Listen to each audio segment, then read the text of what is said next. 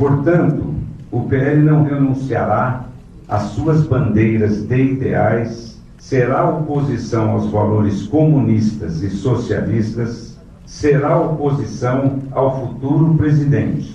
O Partido Liberal...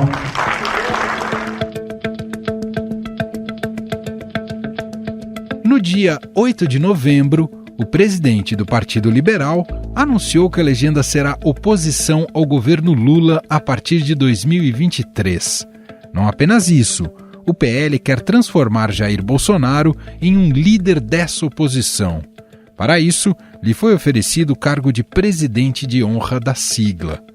Segundo Valdemar Costa Neto, o presidente terá toda a estrutura que necessitar, incluindo moradia em Brasília, junto de um poupudo salário. Consultei a bancada e convidamos o presidente Bolsonaro para ser nosso presidente de honra e fazer parte da executiva nacional do partido, para que ele possa continuar cultivando esses milhões de seguidores que ele tem. E a estrutura vai ser a que ele necessitar. Em uma tentativa de agradar Jair Bolsonaro, o PL se enfiou em uma canoa furada e resolveu questionar as urnas eletrônicas. É no Brasil inteiro, são as urnas de 2020 para baixo, são as urnas antigas. Todas elas têm o mesmo número. Não tem patrimônio, não tem como controlar a urna. Você vai checar a urna antes da eleição, são todas com o mesmo número. Então nós estamos entrando com esse documento, já temos a prova. E nós vamos mostrar que essas urnas não podem ser consideradas. No entanto, o tiro saiu pela culatra. O presidente do Tribunal Superior Eleitoral, Alexandre de Moraes, não apenas rejeitou a ação, como aplicou uma multa de 22 milhões de reais por má-fé. Ao recusar a ação, Moraes determinou que o PL, o Progressistas e o Republicanos paguem quase 23 milhões de reais por identificar litigância de má-fé, quando a justiça é acionada com má intenção para causar tumulto.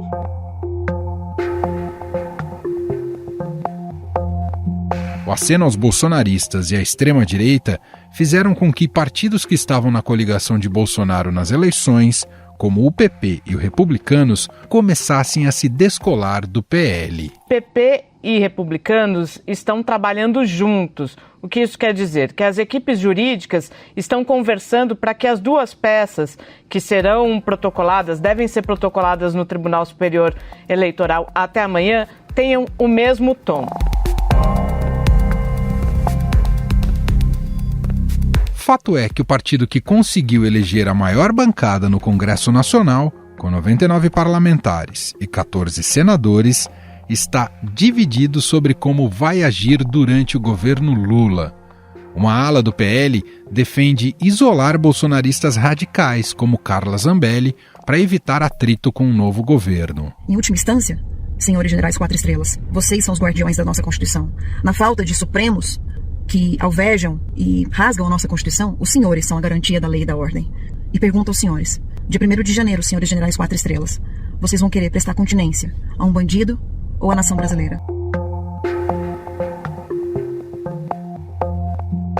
O incômodo no PL aumentou após um grupo de bolsonaristas ir até um jantar da legenda em Brasília para hostilizar o presidente da Câmara, Arthur Lira.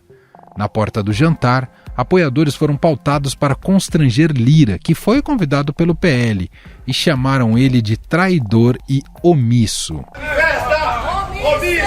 Se manifesta! O Brasil não vai se entregar, não! Vamos virar pátria livre! Vamos morrer pelo Brasil! Outro que é visto com desconfiança dentro do partido é Eduardo Bolsonaro, filho do presidente, que quer liderar essa oposição ao governo Lula na Câmara. Mas o episódio que ele foi assistir à Copa no Catar acabou desgastando essa imagem de representante do pai. Nesses pendrives aqui tem vídeos em inglês explicando a situação do Brasil. Eu espero que você não creia que aqui no Catar só se fala em Copa do Mundo. Só para lembrar para você que a FIFA tem mais membros do que as próprias Nações Unidas. Dentro do núcleo bolsonarista do PL, os desentendimentos são recorrentes.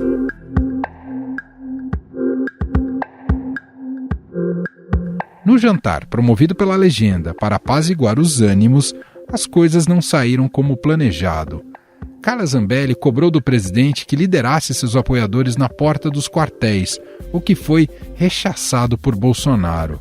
O líder do executivo atribui que um dos motivos de sua derrota tem a ver com o episódio em que a deputada corre atrás de um homem negro com uma arma em punho, alegando que tinha sido agredida, o que era mentira. Ele não falou publicamente, ele não falou para todos os deputados eleitos, os senadores, mas ali num canto, com a deputada Carla Zambelli, há relatos que teve uma conversa mais forte, mais quente, mais gesticulou mais.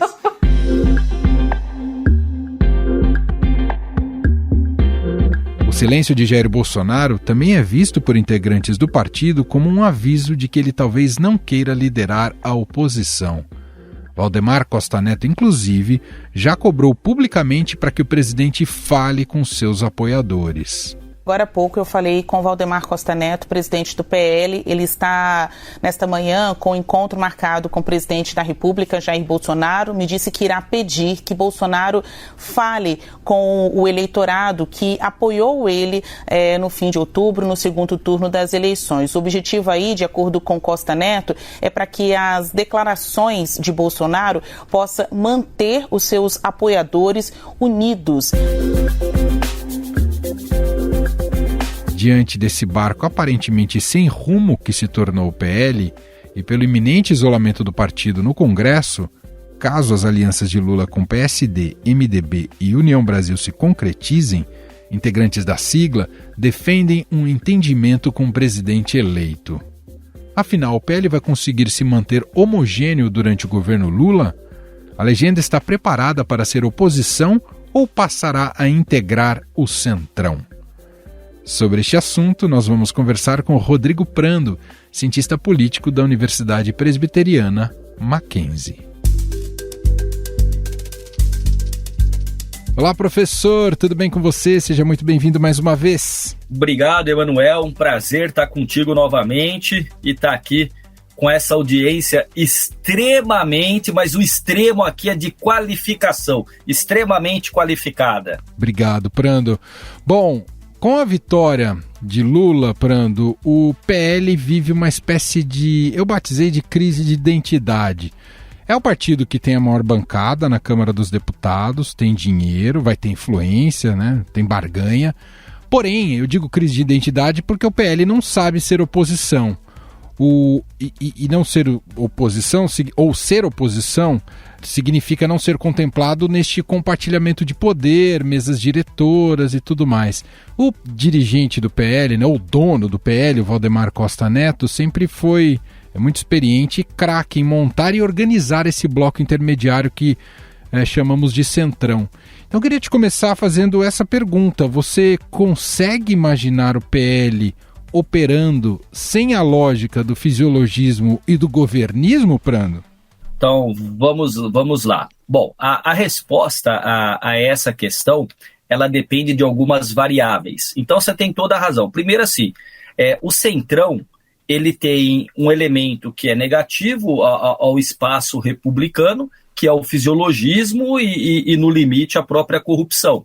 Então, muitas vezes, o Centrão, que não é um grupo coeso, e que não tem uma identidade ideológica, programática definida, muitas vezes ele caminha ao sabor daquele que tem poder. Então ele caminha junto com os poderosos. Mas tem um outro elemento que aí não é negativo, é positivo. O Centrão é um fator moderador de ímpetos, de arreganhos autoritários e golpistas, porque são profissionais da política e não querem perder o espaço institucional. Então uma ruptura levaria o Centrão a perder espaço, perder poder. Não é? Então, assim, existe essa duplicidade, como tudo na vida, você não tem nada que seja absoluto. Absoluto está na cabeça daquele que é um extremista, né? Ele acredita fielmente que as suas ideias são absolutas, seja a direita, seja a esquerda. Esses são os extremistas, os radicais. O Centrão não é isso. E o PL, dentro do Centrão, eu imagino que vai fazer uma leitura especialmente no início do governo. Por quê? Porque nós já sabemos hoje, pelo que se lê de quem acompanha a dinâmica de Brasília, esse xadrez político, não é? nós já sabemos que tem dentro do PL, o fenômeno se repete com o PL, o que aconteceu com o PSL em 2018, com uma diferença: o PSL era mais nanico do que o PL, que tinha um pouco mais de trajetória, mas termina a eleição pro legislativo com a maior bancada. Então você tem, dentro deste partido, do PL, bolsonaristas ideológicos e mais radicais, mas você tem um grande número de políticos que são mais profissionais da política, são operadores, podem ou não ser fisiológicos, mas sabem fazer o jogo da política. E nesse sentido, nós temos aí a dimensão daquilo que vai acontecer em 2023 a partir das duas lideranças. Uma que perde espaço, que é o Bolsonaro, e a outra que ganha espaço e evidência, que é o Lula. Então, nesse sentido, entender como vai ser o PL vai ser o seguinte: bom, você sabe que tem aí uma negociação dentro do PL para dar um salário para o Bolsonaro que ele se torne, pelo menos com o capital político que terminou mesmo derrotado, a grande liderança da direita no Brasil, que verbalizaria ali um discurso contrário ao governo Lula. Então existe uma expectativa de se colocar para ele escritório, salário, assessoria e tudo mais, e uma boa casa em Brasília para ele continuar operando a liderança política. Do outro lado tem o Lula, que tem a confecção de um ministério, chama para si, desde o momento em que as urnas foram encerradas e foi reconhecida a vitória pelo Arthur Lira, pelo Pacheco, pelo Supremo Tribunal Federal, por líderes mundiais. Então o PL vai fazer a seguinte leitura, imagino eu: como é que vai ser o início desse governo Lula, se esse governo Lula vai conseguir construir uma boa governabilidade, quem estará no barco? Por outro lado, a pergunta com relação ao Bolsonaro: sem poder, o Bolsonaro mantém-se ativo? Porque os sinais, desde a derrota dele, é de uma apatia. Então a pergunta vai ser a seguinte: será que vale a pena investir em alguém que já não tem mais poder? Porque há uma diferença fundamental. Você ter bolsonaristas históricos aí, como Zambelli, os filhos do presidente, General Mourão e tantos outros, que tinham projeção quando o Bolsonaro tinha poder e era presidente. Agora eles terão uma projeção, mas sem este amparo institucional e este simbolismo do Bolsonaro. Então, isso me faz crer que ele, PL, dentro do Centrão, vai ponderar muito se vai querer ser uma oposição ou se vai querer algum naco de poder. Bom, como você muito bem destacou, Prando, muito desse futuro do PL também passa pelo futuro político do Bolsonaro. Isso.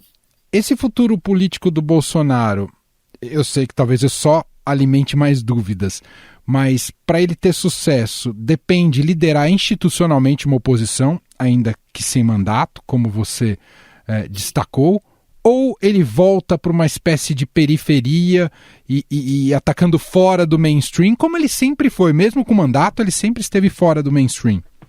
Pois é, mas aí ele estava, entre aspas, fora do mainstream, ele estava, entre aspas, fora do sistema, embora sempre estivesse muito dentro. Então a capacidade comunicativa do Bolsonaro é algo inacreditável, porque ele conseguiu apresentar-se como velha política, tendo no bojo da sua própria vida tudo aquilo que era velha política. Ele conseguiu tentar se mostrar antissistema, mesmo estando dentro do sistema. Ele atacava a velha política e o fisiologismo e tinha todos os seus filhos e ex-esposas dentro da política, fora aquela negociação para as assessorias nos gabinetes. A grande questão é que a história e o contexto político mudou substancialmente. Em 2018, quando o Bolsonaro foi eleito, você tinha ali recentemente o processo de impeachment da Dilma, a força da Lava Jato, você tinha um antipetismo que ainda existe, mas naquele momento ele estava acirradíssimo. E hoje você já não tem todas essas condições postas. Então, o Bolsonaro pode politicamente cacifar-se para ser uma liderança? Pode.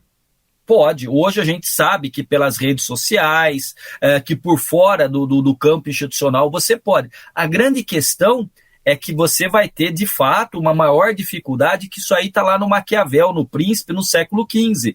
Você conquista o poder, é fundamental, mas a manutenção também é. E ele não teve a manutenção do poder. Foi o primeiro presidente a não ser reeleito.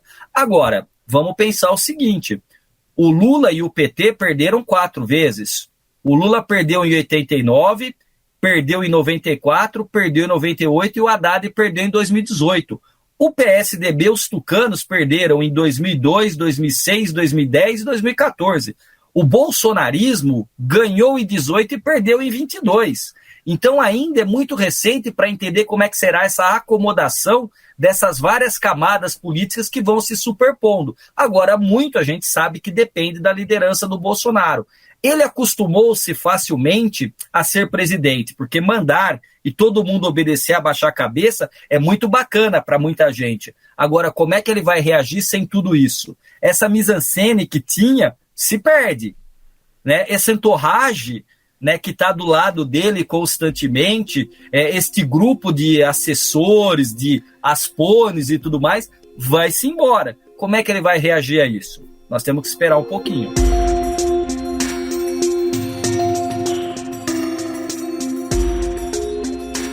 Em tese, ele vai depender, você destacou do contexto que o ajudou muito em 18, talvez ele dependa muito mais de um fracasso do governo petista do que necessariamente uma plataforma ideológica, uma agenda bem construída até 2026. Era uma variável que eu ia colocar, eu interrompi para deixar passar a palavra para você, para não falar, mas é de fato. Então a questão da dinâmica do novo governo, né, dessa forma que, por exemplo, o Lula começou fazendo um discurso em que ele não conseguiu colocar num patamar de importância, por exemplo, a questão da responsabilidade fiscal e o novo Bolsa Família, dizendo, não, vai subir o dólar, o minha bolsa cai, bom, e daí? Eu não serei refém da Faria Lima. Esse discurso é um discurso que, de fato, pode levar a uma certa insegurança. Entretanto, existe um elemento fiador ali, que é o Alckmin. Então, me parece que até o momento o Alckmin tem jogado um papel importante na transição. Eu quero crer, e não sei se isso se dará, que inclusive uma vez eu falei esta metáfora para você, porque a gente gosta de futebol, eu disse que o PT sempre foi aquele menino que descia para o play para jogar bola, então ele descia com a bola debaixo do braço, com o jogo de camisa, quando chegava para jogar, escolhia o time. Quando começava a perder, emburrado, levava a bola, as camisas e voltava para casa. De uma maneira mais sociológico-política, é o conceito de hegemonismo. O PT quer sempre ser hegemônico. Agora, ele tem que entender que foi vitorioso, não pelos méritos e pelos valores do Lula, mas muito mais pela rejeição ao Bolsonaro e ao bolsonarismo, e por aqueles que, mesmo tendo sido atacados violentamente pelo PT, em termos políticos, em outros momentos ali estiveram. Simone Tebet, Alckmin, o próprio Ciro, que não fez, né? O Ciro não é muito de ficar, mas falou, vou acompanhar a decisão do partido. Mas a própria Marina, quer dizer, Marina em 2014 foi destruída pelo PT, aquela campanha ali foi as grandes fake news inaugurais ali, enfim, desconstrução. Estavam todos com Lula. Então, a depender da forma como o PT e o Lula lidar com esta coalizão, talvez ele tenha sucesso. Se não tiver, aí eu acho que até dialeticamente aumenta demais as chances de um retorno do Bolsonaro ou de alguém, porque o Bolsonaro não tendo poder, nós não podemos descartar que uma outra liderança, inclusive até mais radical que o Bolsonaro, possa assumir esse protagonismo. Diga, fale. Esse ponto é muito importante. Eu te perguntar se fica mais apertado esse espaço dentro do Congresso Nacional, especialmente para essas vozes mais radicais, Eduardo Bolsonaro, Carla Zambelli, Nicolas Ferreira. Então, mas aí você tem essas vozes mais radicais, mas por um outro lado você tem alguém que, para mim, no íntimo tem os mesmos valores do bolsonarismo, mas sabe lidar de uma maneira mais inteligente e institucional, que é o general Mourão. Por exemplo, eu vejo muito mais o general Mourão se cacifando, talvez no campo de uma direita, do que, por exemplo, o Damares. Né? Pode ser que Damares tenha um carisma e se mostre alguém para além da condição de ministra, mas ali, veja, na condição de ministra, ela mandava e as pessoas obedeciam. Na condição de senador, ela vai falar e vai ter que receber de volta, porque o debate é aberto e franco. A mesma coisa com o Mourão. O Mourão, na condição de vice-presidente, até não falou muito, porque os filhos do Bolsonaro achavam que ele estava conspirando para assumir. Então, assim, acabaram colocando o general Mourão em silêncio obsequioso, e ele ficou. Mas ele foi eleito. Então, ele tem mandato por 8 anos como senador. A depender do esvaziamento do poder simbolizado pelo Bolsonaro, o bolsonarismo vai ter que mudar de eixo. Ou escolhe alguém mais radical que consiga eletrizar a base, ou se modera com alguém que também tenha no íntimo esses valores, mas que tenha uma postura mais amena. A saber, né, Emanuel, não dá para a gente prever, porque a política é feita de erros e acertos no cotidiano, né, naquele dia a dia de Brasília. Agora, se eu ganhar na Mega Sena da virada, nós fizemos o bolão lá, se eu ganhar na Mega Sena da virada, eu coloco pinto o cabelinho de loiro, põe uma peruquinha, vou ficar andando em Brasília só para tomar nota e escrever um pouquinho sobre este cenário, porque vai ser sociológico e politicamente um cenário muito interessante acompanhar Brasília em 2023. Você chega num ponto interessante, né? Que a gente começa aqui nossa conversa falando sobre o papel do PL. Estrategicamente, o PL, claro, tem uma bancada forte na Câmara, mas poderá ter um ponto de resistência e de oposição ao governo, potencial de resistência e oposição ao governo mais forte no Senado Federal, por aquilo que consegue compor de coalizão de direita no Senado Federal e até com a candidatura do Rogério Marinho? Pode sim, pode, e o Senado mostra-se de fato com um perfil mais conservador. Mas aí tem uma questão também que eu acabei de colocar.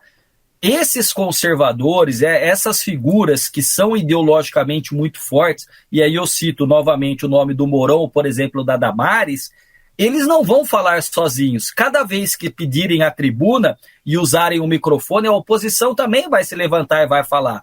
Então ali é diferente quando você é ministro, presidente ou vice-presidente, que você fala e a maioria obedece. Quando você está na condição parlamentar, cada vez que você fala, o outro retruca e debate com você. Existe, pelo menos no campo do discurso, uma paridade de armas. E aí a gente tem que ver. Porque, vamos supor, é diferente você ser general, que chega e fala, bom dia! Todo mundo falou que você já viu os bom dias do general Mourão? É mais ou menos assim. Porque ele estava acostumado a comandar a tropa. Lá no Senado, ele é um senador, inclusive neófito. Não é de todo neófito, porque na condição de vice-presidente, ele teve que aprender a se virar neste ambiente. Mas ali, na condição parlamentar, ele não é general. Da mesma forma que era diferente o Moro como juiz, que falava, determinava, e o Moro que foi para o campo da política e tomou chapéu, tomou caneta, tomou meia-lua jogando no campo da política. O Moro não foi eleito? Óbvio, foi eleito. Mas você não vai falar para mim que as pretensões e o resultado daquilo que se esperava do Moro foi uma Copa do Mundo ganha. Muito pelo contrário. Se fosse pensar na pretensão presidencial, o Moro foi eliminado na primeira fase da Copa. Rodrigo Prando, cientista político do Mackenzie, gentilmente mais uma vez conversando aqui com a gente, com a nossa produção. Obrigado, viu, professor? Manuel, sempre um prazer. Um abraço para você, para a equipe técnica que fica nos bastidores e para todos os ouvintes, aqueles que acompanharão nas redes sociais, que, como eu disse, uma audiência extremamente qualificada. Um abraço cordial a todos e uma boa Copa do Mundo também, que talvez ela desanuvie esse clima tenso que a gente está vivendo ainda. Estadão Notícias. Este foi o Estadão Notícias de hoje, segunda-feira, 5 de dezembro de 2022. A apresentação foi minha, Emanuel Bonfim. Na produção, edição e roteiro, Gustavo Lopes, Jefferson Perleberg e Gabriela Forte. A montagem é de Moacir Biasi. Escreva pra gente no e-mail podcast@estadão.com. Um abraço para você, uma ótima semana e até mais.